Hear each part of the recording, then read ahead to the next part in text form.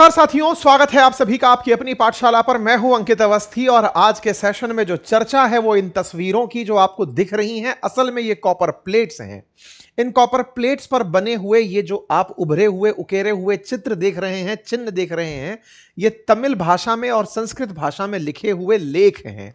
ये ताम्र प्लेट हैं जिन्हें भारत नीदरलैंड से लेकर आया है। 1000 साल पुराने इतिहास के प्रमाण हैं। सवाल बड़ा है कि नीदरलैंड कर क्या रहे थे, लाए कौन? तो सवाल है कि भारत के प्रधानमंत्री फिलहाल 5 दिवसीय 5 देशों की यात्रा में हैं और उसमें से एक नीदरलैंड की यात्रा भी थी।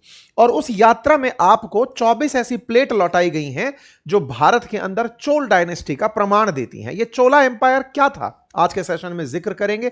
क्यों भारत को समुद्री ताकत होने का एहसास यह चोला एम्पायर कराता है, और आज भारत जब यह सोचकर गौरवान्वित होता है कि हम भी कभी महान थे, तो उसमें चोला एम्पायर का क्या योगदान है, आज के सेशन में जानेंगे।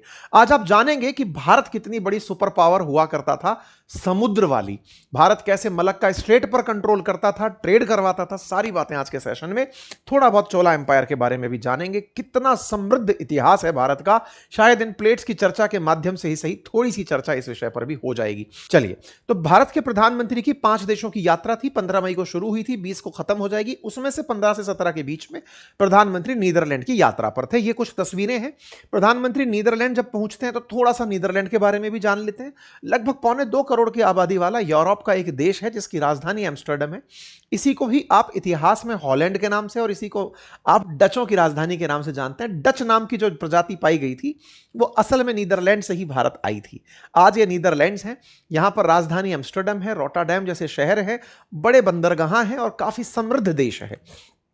यहां पर दुनिया के बहुत सारे व्यापारिक संस्थान स्थित हैं और बहुत सारे ये कमी है कि यूरोप के प्रमुख केंद्रों में से, व्यापारिक केंद्रों में से ये एक है।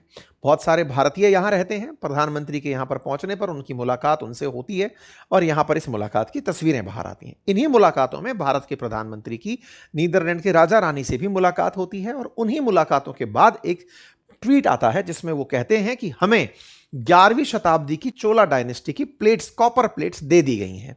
अब ये कॉपर प्लेट्स क्या थी, जिसमें उस समय यानी कि आज से लगभग 1000 साल पहले की जानकारी राजेंद्र चोल वन और राजा राज वन, राजाओं के इतिहास की जानकारी देती हैं। अब उन तस्वीरों को आप एक बार देखें। ये 21 बड़ी प्लेट्स हैं और 3 छोटी प्लेट्स हैं। इन बड़ी प्लेट्स में तमिल और संस्कृत भाषाओं में जानकारी लिखी है। जिन भाषाओं में जो जानकारी लिखी गई है इन प्लेट्स में, उन पर लिखा गया है कि कैसे राजा शासन करता है, उसकी प्रशासनिक व्यवस्थाएं क्या हैं, उसका सीमा क्षेत्र क्या है, उसका धार्मिक रूल रेगुलेशन क्या है। सारी बातें इन पर लिखी गई हैं और ये पढ़ी जा सकेंगी। इनको इसी तरह से लाया जा रहा है। सवाल बड़ा है, ये आफ्टर ऑल नीदरलैंड पहुंची कैसे थी? तो ऑब्वियस सी बात है कि जब Dutch East India company Bharat आई थी तो कहीं तो शासन रहा होगा। तो नागपट्टिनम नामक क्षेत्र पर इनका कंट्रोल रहा था। वहां पर जब ये लोग आए थे तो यहां से उस समय पर इन पट्टिकाओं को अपने साथ लेकर चले गए थे। तब चोला डायनेस्टी थी नहीं, ये अपने साथ में राज करने आए थे तो यहां से चीजें लेकर के चले गए थे। इनको वहां ले जाकर लैडन यूनिवर्सिटी के अंदर रखा गया था, तो उसी के चलते इन्हें लैडन प्लेट्स के नाम से भी जाना जाता है। इन प्लेट्स का ओरिजिन दक्षिण भारत के अंदर अनयमंगलम नामक जगह से था, इसलिए इन्हें अनयमंगलम कॉपर प्लेट के नाम से भी जाना जाता है। इन पट्टिकाओं के अंदर लिखा क्या था? तो उस समय के चोल राजाओं की रीति रिवाज, प्रथाएं, किस तरह से वो टैक्स छूट को लेकर के नियम बनाते थे। कुछ ऐसा समझिए कि इन्हीं प्लेट्स पर क्यों लिखा था, कागज नहीं होते थे क्या? लॉन्ग लास्टिंग चले, ताकि आने वाले समय में आने वाली पीढ़ियां इन नियमों को जान ले कि क्या चलता है। ठीक है, जिस तरह से स्तंभ गाड़ दिए जाते थे, बिल्कुल वैसे ही पट्टिकाओं के ऊपर चीजें लिखी जाती थी। अच्छा, अब सवाल बनता है कि पट्टिकाओं पर जो चीजें लिखी जाती थी, इसका इतिहास कैसे रिलेट कर पाता है? चोल साम्राज्य क्या है? तो उसका एक आप फैमिली ट्री समझ लीजिए, एक क्रोनोलॉजी समझ लीजिए कि जो भारत के अंदर चोला साम्राज्य रहा, दक्षिण भारत के अंदर, उसके अंदर विजयलया नाम से एक राजा हुए थे आज से लगभग 1200 साल पहले। उनकी ही पीढ़ियां चलती हुई आई। तो उनमें से राजा राजवन, राजाओं के राजा यानी सम्राट, उस तरह से पहले राजा जो थे वो 985 से लेकर 1014 के बीच में रहे। ये सबसे ताकतवर राजाओं में से कहा जाता है। चोल डायनेस्टी का सबसे समृद्ध काल, गोल्डन पीरियड यही था। उसके बाद राजेंद्र वन आए, जो कि इस डायनेस्टी के अंदर सेकंड बड़े ताकतवर राजा के रूप में कंसीडर किए गए। इन राजाओं का जो कालखंड था ये आज से 1000 साल पहले का था, लेकिन उस समय जो इनका प्रभाव क्षेत्र था वो आज के तमिलनाडु और उसके आसपास के क्षेत्रों से निकलते हुए, कलिंगा से होते हुए, ये जितने भी समुद्र के माध्यम से होते हुए रास्ते हैं, ये जो क्षेत्र आपको दिख रहे हैं, इंडोनेशिया, मलेशिया, थाईलैंड, इन सब क्षेत्रों तक इनका प्रभाव था। एक तरह से समझिए कि इनका जो इन्फ्लुएंस था ये मलक्का स्ट्रेट वाले रास्ते में था। फिर सवाल है कि ये यहां तक कैसे पहुंचे, तो साहब ये समुद्री रूट के माध्यम से ट्रेवल करते थे। हमारे लिए क्या इंपॉर्टेंट है कि हम उस समय पर भी नौसैनिक ताकत थे। हालांकि समय के साथ हमें यह भुला दिया गया। अंग्रेज जब आए तो हमें यह बताया गया कि आप लोग तो समुद्र में जाने से ही डरते हो, मत जाओ। मतलब बीच का एक दौर ऐसा आया अंग्रेजों से पहले भी, जब मिडाइवल एज में हमारे यहां आक्रांता आए तो उन्होंने भारतीयों में समुद्र का एक डर भर दिया। समुद्री यात्राएं नहीं होती थी, हम उसे अछूत मानने लगे थे। लेकिन यह दर्शाता है कि किस तरह से भारत का इतिहास इतना समृद्ध था कि हमारे जो सिग्नेचर स्टैंप्स हैं वो आपको इन क्षेत्रों में भी मिलते हैं। इवन राजाओं को भगवान की तरह पूजने का जो इन क्षेत्रों में, ये जो दक्षिण के क्षेत्र, ये आसियान जो कंट्रीज वाले क्षेत्र हैं, इनमें भी यहीं से निकलकर पहुंचा था, यह दर्शाता है। यानी चोल राजवंश बहुत ही शक्तिशाली था और उसकी नौसेना बहुत पावरफुल थी। लगभग 1.5 लाख से अधिक सैनिक उसके पास हुआ करते थे। दक्षिण भारत में इनका वृहद विस्तार था। वास्तुकला की अगर बात करें, इनकी स्थापत्य कला की अगर बात करें, तो उस समय पर बने हुए टेंपल्स में, जिसका नाम बृहदेश्वर टेंपल है, जो मतलब आज भी मतलब लोगों के लिए बहुत ही अचंभे का कारण बनता है। अगर आप डिटेल में कभी इस टेंपल के बारे में जानेंगे तो आप मतलब आज भी दांतों तले उंगली चबाएंगे कि उस समय पर कोई ऐसी संरचना कैसे बना सकता है। इसके ऊपर रखा हुआ ये जो पत्थर है, जो 80 टन के आसपास के वजन का है, ये उस समय पहुंचा कैसे दिया गया होगा। यूनेस्को वर्ल्ड हेरिटेज में राजा राज वन के द्वारा ये टेंपल बनवाया गया था 1000 साल पहले। इस समय पर बने हुए इस टेंपल में इतनी ज्यादा जो कारीगरी है, जिस तरह का काम इसमें है, मोनोलिथिक तरीके पर, यहां पर भगवान शिव के सामने नंदी की जो मूर्ति बनी हुई है, ये सब कैसे हो सकता था, ये स्थापत्य कला के अजूबे हैं। आज भी लोग जब इस पत्थर के बारे में सोचते हैं कि इतना ऊपर ये पत्थर कैसे पहुंचाया होगा, तो कयास लगाए जाते हैं कि इसके बगल में पहले कोई बहुत बड़ा स्लोप बनाया होगा, पत्थर पहुंचाए होंगे, क्रेन वगैरह होती नहीं होंगी। यानी कि बहुत सारी ऐसी चीजें। और तो और भगवान शिव का जो नटराज अवतार है वो भी यहीं पर काष्य धातु के ऊपर बनाई गई तस्वीरों में से एक था। तो कुल मिलाकर के चोल राजवंश जो था वो अपनी स्थापत्य कला के लिए, मूर्ति कला के लिए बहुत विख्यात था। राजा अपनी समृद्धि के परिचय के रूप में टेंपल्स का निर्माण करवाया करते थे। इसमें से केवल एक ही नहीं, मतलब आप रद्देश्वर है, राजराजेश्वर है, गंगई कोंड है, इस तरह के कई टेंपल्स हैं। और आज जब आप द्रविडियन आर्किटेक्ट की बात करते हैं तो उसको यहीं से रिलेट किया जाता है। उस समय के जो कॉइन्स थे वो कुछ इस प्रकार के दिखा करते थे। इंपीरियल सील इस प्रकार की दिखा करती थी। बृहदेश्वर टेंपल के अंदर राजा राज वन का भित्ति चित्र बना हुआ है, यानी कि राजा ने अपने आप को कि भाई टेंपल है तो हम भी हैं, इस तरह से हमारी पहचान बनी रहेगी। यानी राजाओं के अंदर लीगेसी को लेकर के थॉट हुआ करता था कि आगे आने वाली पीढ़ी को हम क्या देकर जाएंगे।